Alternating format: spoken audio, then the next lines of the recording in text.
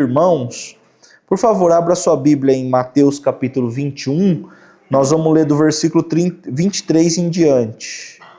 Mateus 21, do 23 em diante. A Bíblia diz assim. Mateus 21, do 23 em diante. Jesus chegou ao templo. Quando já estava ensinando, alguns chefes dos sacerdotes e alguns líderes judeus chegaram perto dele e perguntaram: com que autoridade você faz essas coisas? Quem lhe deu essa autoridade? Jesus respondeu: eu também vou fazer uma pergunta para vocês. Se vocês me derem a resposta certa, então eu direi com que autoridade eu faço essas coisas. Respondam. Jesus faz a pergunta para eles. Respondam. Quem deu autoridade para João batizar? Foi Deus ou foram as pessoas? Aí eles começaram a dizer uns aos outros. Se a gente disser que foi Deus, ele vai perguntar, então por que vocês não creram em João? Mas se dissermos que foram as pessoas, temos medo do povo. Temos medo do que o povo pode fazer, pois todos tinham convicção de que João era profeta de Deus. Por isso responderam: não sabemos. Então eu também não digo com que autoridade eu faço essas coisas, disse Jesus. Jesus continuou e contou uma parábola. O que é que vocês acham disto? Certo homem tinha 2 filhos. Ele foi falar com o mais velho e disse: filho, hoje você vai trabalhar na minha plantação de uvas. Ele respondeu: não quero. Não estou afim. Mas depois ele mudou de ideia e foi. O pai foi e deu a outro filho, mais jovem, a mesma ordem. E esse disse: sim, Senhor. Mas depois não foi. Qual destes filhos fez o que o pai queria? Perguntou Jesus. E eles responderam: o filho mais velho. Então Jesus disse a eles: eu afirmo a vocês que isso é verdade. Os cobradores de impostos e as prostitutas estão entrando no reino de Deus antes de vocês. Porque João Batista veio batizar para mostrar a vocês o caminho certo, e vocês não creram nele. Mas os cobradores de impostos e as prostitutas creram. Porém, mesmo tendo visto, vocês não se arrependeram e não creram nele. Parece que Jesus fala de coisas que não tem ligação nenhuma, não faz sentido. As pessoas perguntam para Jesus, os mestres da lei perguntam para ele: com que autoridade você faz as coisas que você está fazendo? Com que autoridade? E aí Jesus responde a pergunta deles com outra pergunta. Por quê? Quando a pergunta é desonesta, a resposta não importa. Quando a pergunta não é sincera, não importa a resposta. Não importa. O contexto, só para vocês entenderem, nós estamos falando da última segunda-feira de Jesus. Isso aqui está acontecendo na última segunda-feira. O que acontece no domingo? Jesus está perto de Jerusalém, em Betânia, e aí ele pede para o pessoal encontrar um jumentinho, filho de uma jumenta que ninguém nunca montou, e ele iria montar e ele ia entrar em Jerusalém. Quando ele entra em Jerusalém, a gente chama de entrada triunfal. Por que entrada triunfal? Porque quando ele entra, o pessoal começa a aclamar Jesus. Hosana, filho de Davi, bendito aquele que vem em nome de Deus. Eles tiravam as túnicas, estendiam no chão, tiravam os ramos. Eles estavam com ramos nas mãos. Eles tiravam os ramos e estendiam no chão. Era isso que eles faziam para a entrada de Jesus. Era algo muito semelhante ao que aconteceu com Davi. Quando Davi entrou com a arca, isso aconteceu também. E estava acontecendo com Jesus no domingo. Quando isso aconteceu durante a manhã. À tarde, Jesus foi para o templo. Lá no templo, ele viu uma coisa que ele não gostou. Ele não gostou do que ele viu, mas ele não falou nada. Ele só fez cara de poucos amigos Tinha algumas crianças ali que identificaram Jesus novamente e as crianças começaram, Hosana nas alturas. Começaram a clamar. Os chefes dos sacerdotes estavam ali e eles já não gostaram do que eles ouviram. Jesus fez cara de poucos amigos e saiu. Ele pousou em Betânia, que é um povoado a 4 quilômetros de Jerusalém, na casa de Marta, Maria e Lázaro. Lá de Betânia dava para ver o alpendre do templo, dava para ver a parede do templo, era perto, é 4 quilômetros. Na segunda-feira de manhã, Jesus, ele amanhece e parece que ele está diferente, o comportamento dele. Alguma coisa está deixando ele infeliz, desgostoso. Então ele está incomodado. No caminho ele encontra uma figueira. A figueira estava cheia de folhas e eles estavam com fome. Era o horário do café da manhã. Jesus falou, vamos comer figo. Chegou perto da figueira, junto com os discípulos, e não tinha nenhum figo na figueira. Ele olhou para a árvore e falou, nunca mais nasça fruto de ti. E a árvore secou das folhas até a raiz. Ele amaldiçoou uma árvore. Os discípulos nunca tinham visto aquilo. Sabe, eles nunca viram Jesus fazer isso. Parece que é sem motivo, mas deixa eu explicar. O Marcos diz, não era época de ter figos. Não era época de ter figos, não era a safra de figo. Não era para ter figo. Jesus vai até a figueira, não encontra figo e amaldiçoa a figueira por não ter figo. Tá bravão mesmo. Mas olha só que interessante o que acontece.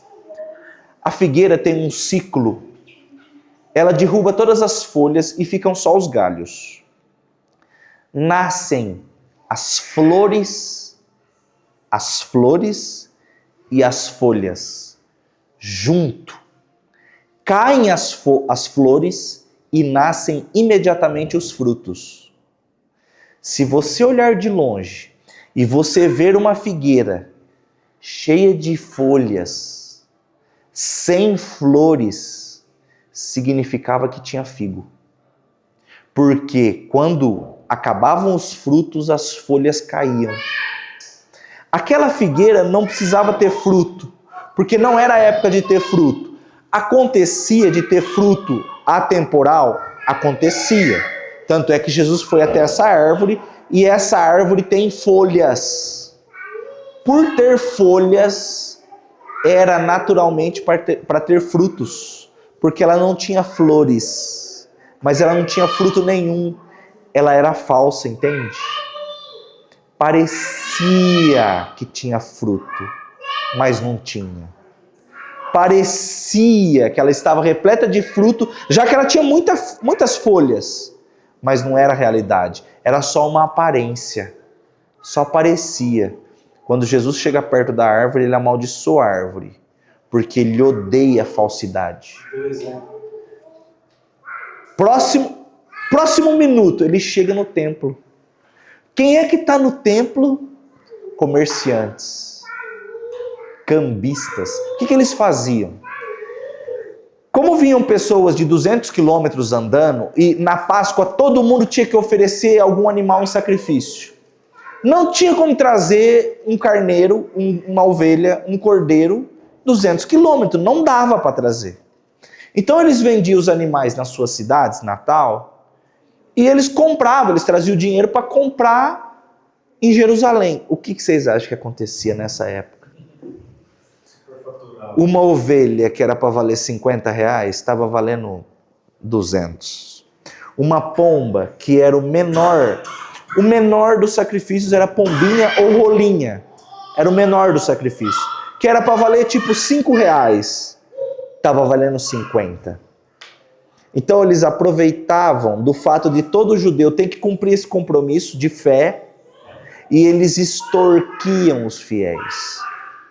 Se aproveitavam da fé das pessoas com o argumento de que estava ajudando. A gente está ajudando esses judeus. O que eles faziam? Eles combinavam entre os mestres da lei, cada ano eles combinavam qual moeda deveria ser a vigente.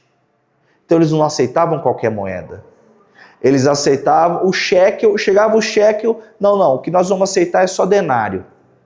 Mas um shekel valia um denário. Não, para fazer o câmbio aqui, um shekel vai valer meio denário.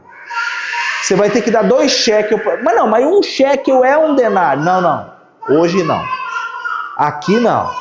Então nós só vamos aceitar essa moeda específica nesse período. Você só vai conseguir comprar o animal com a moeda específica e ela vai estar superfaturada. A moeda, o câmbio vai estar superfaturado, o animal vai estar tudo vai estar superfaturado. Por quê que eles faziam isso? Para ganhar dinheiro. Então eles usavam o argumento de que estava ajudando a população e era fake. Era tudo falso. O que Jesus faz? Vira a mesa em cima deles. Vira a mesa. As pessoas que estão no domingo gritando Hosana, bendito aquele que vem em nome de Deus, as pessoas que estão gritando isso, na sexta-feira vão gritar para Jesus ser crucificado. Eles não estão falando com sinceridade. Perceba que Jesus está super incomodado com a falsidade das pessoas, com a hipocrisia. Então é esse o contexto. Aí, ele curou algumas pessoas, chegam os chefes dos sacerdotes, os mestres da lei, e fazem a seguinte pergunta para Jesus: com que autoridade o Senhor faz o que está fazendo? Quem deu autoridade para o Senhor? Quem é que falou? Quem é você para fazer o que você está fazendo? Agora, tipo assim, do que eles estão falando? Autoridade para fazer o quê? Para amaldiçoar uma figueira? Para expulsar os cambistas do templo? Para curar pessoas? Do que eles estão falando? Para entrar em Jerusalém e as pessoas gritarem, aclamarem ele como um rei? Do que eles estão falando? Minha opinião, eles estão super incomodados com o fato de Jesus ter expulsado os cambistas, porque eles ganhavam com isso. Eles lucravam com isso também. Ganhavam dinheiro com isso. Então eles estão incomodados com isso. Com que autoridade o Senhor faz o que o Senhor está fazendo? Quando a pergunta não é honesta, a resposta não importa. E Jesus, lógico que percebeu. É a última semana de Jesus. Jesus tem pouco tempo para fazer um monte de coisa. E aí ele tá pavio curto. E aí ele responde a pergunta dessas pessoas com outra pergunta. Eu só vou responder a vocês se vocês responderem corretamente. Quem deu autoridade para João fazer o que ele fazia? Quem foi que deu? Aí os mestres da lei se sentem encurralados. Por quê? Porque eles não ouviam João. Eles não ouviam. João chamava eles de raça de víboras. Quem deu autoridade para João? Foi Deus ou foram os homens? O ministério de João é humano ou é divino? João é um profeta de Deus ou é um profeta dos homens? Aí eles ficam arrazoando. Meu pai é do Nordeste, os parentes dele falam remanchando. Eles estavam remanchando entre eles. Se a gente falar que foi Deus, nós estamos dentro d'água. Por quê? Porque aí nós vamos dar crédito e eles chamavam a gente de raça de víboras. Se a gente falar que foram os homens, então nós vamos ter problema com o povo. Percebe que eles estão muito preocupados com a reputação deles. Estão preocupados com o território deles. Tem um peixinho muito bonito do Sudeste Asiático. É um peixinho de água doce. Ele se chama peixe beijoqueiro. Beijoqueiro ou beijador. Você vê as cenas da internet, eles estão se beijando. Se beijando, tem cara que está apaixonado, grava, manda para a namorada, ah, que bonitinho e tal. O que eles estão fazendo ali, Ítalo? Eles estão disputando território. Pela boca, pelo beijo. Eles estão se degladiando pela boca. É o único instrumento que eles conseguem usar. Então a gente olha, a gente acha que eles estão se beijando. Só que eles estão disputando 30 centímetros de água. Porque é o território deles. Os machos vivem brigando. Até a morte, às vezes, inclusive. O que esses mestres da lei estão fazendo com Jesus? Estão disputando território. É isso. Quem deu autoridade para o Senhor fazer o que o Senhor está fazendo? Quem foi que disse que o senhor pode fazer o que o senhor está fazendo aqui? Que rabino que nomeou o senhor? Quem é que deu autoridade para o senhor? Quem é que falou que o senhor é mestre? Que rabino que nomeou o senhor? Onde o senhor foi consagrado? Quem é você para fazer o que está fazendo? É interessante que ministério na igreja, a gente entende que tem que ter uma consagração. Na verdade, ministério só tem um reconhecimento da igreja. É só o reconhecimento. Porque naturalmente, quem tem o chamado, quem tem ministério faz. Naturalmente, age. Eu acho interessante que essas pessoas estavam buscando uma posição de influência. E não é diferente hoje em dia. Muitas pessoas agem dessa forma. Eu vejo pessoas na internet, eu sigo muita gente. Às vezes eu quero criticar muita gente, às vezes eu tento colocar um freio, falo, acho melhor não criticar não. Mas eu vejo, por exemplo, pastores que chamam as pessoas da igreja de ovelhas. Minhas ovelhas. Outro dia eu vi um pastor, o cara chamou ele de irmão, ele falou, não me chama de irmão não. Eu sou pastor. Gente, nós temos um pastor que é Jesus Cristo. Todos nós somos ovelhas de Jesus. Agora, no que diz respeito à nossa relação, no fim das contas, todos nós somos irmãos e todos nós fomos chamados para apacentar o corpo de Cristo, o rebanho de Cristo. Vocês não são ovelhas e não tem homens pastores. Todos nós somos iguais perante Cristo. Quando apóstolo Paulo vai se apresentar à igreja, ele normalmente se apresentava assim: eu, Paulo, escravo de Cristo. Não sumo pastor, supremo pastor. Não, eu, Paulo, escravo. Quando ele se apresenta a Filemão, ele fala: eu, Paulo, prisioneiro. Prisioneiro de Cristo. Aí hoje em dia as pessoas se vangloriam de títulos, troféus. O troféu envelhece. A coroa perde o brilho. O certificado, a traça come, acaba. Acaba. Daqui a 100 anos, o terreno, a casa, o carro, tudo que pertence a nós vai estar no nome de pessoas que nem nasceram ainda, que nem conhecemos, provavelmente nem são da nossa família. Você entende como é comum a gente brigar por coisas que daqui a um tempo não vai ter importância nenhuma, relevância nenhuma, e é o que está acontecendo nos dias de Jesus, exatamente o que está acontecendo. As pessoas estão disputando território com Jesus. Quem deu autoridade para o Senhor fazer as coisas que o Senhor está fazendo? Ele pergunta quem deu autoridade a João. Eles falam, não sabemos. É verdade que eles não sabem? É fake. É falso. Eles são uma figueira, cheia de folhas, sem fruto nenhum. Eles são cambistas, que fingem ajudar as pessoas e estão interessados no lucro, no ganho. Eles são essas pessoas. Eles são as pessoas que estão gritando, Hosana, bendito aquele que vem em nome de Deus, e vão gritar na sexta-feira, crucifica. Eles são falsos. Eles são hipócritas. Se tem um campo que o nosso Deus trabalha, é só com a verdade. Ele ama a verdade no íntimo. O pecado de Davi, no meu conceito, foi pior do que o de Saul. Só que Saul era falso. Saul se preocupava com o seu trono. E Deus rejeitou a Saul. E amou a Davi. Davi escreveu o Salmo 51. O Salmo 51 deixa registrado o pecado de Davi. Ele deixa claro, evidente o seu pecado.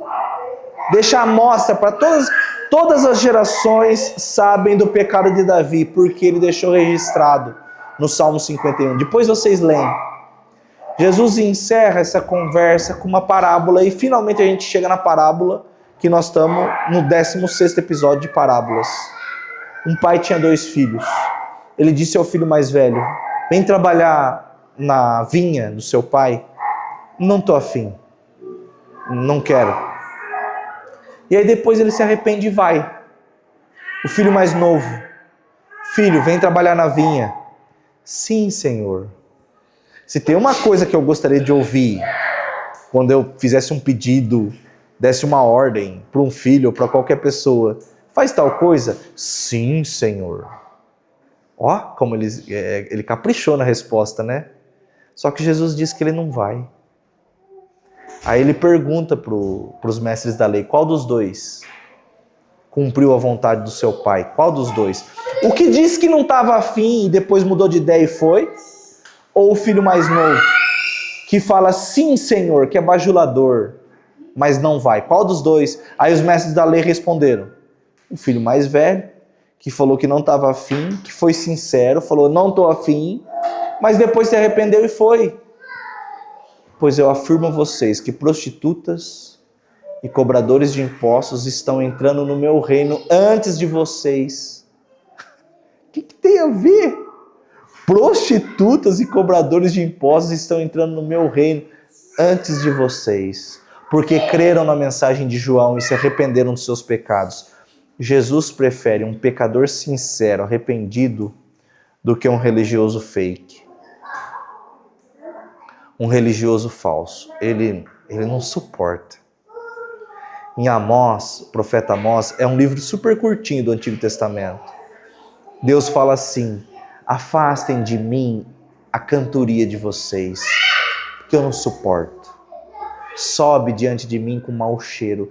Eu não suporto a falsidade de vocês, a hipocrisia de vocês. Deus, o campo que Jesus trabalha é só a verdade, é só a sinceridade. Ele rejeita a mentira, rejeita, não suporta a falsidade. Quantas vezes nós agimos assim? De vez em quando as pessoas me procuram para um aconselhamento. De casais, de relacionamento entre pais e filhos, questões de trabalho, tantas questões, as pessoas buscam conselho e tal. E aí eu começo a tentar fazer uma investigação, tentar entender de onde está vindo isso, né?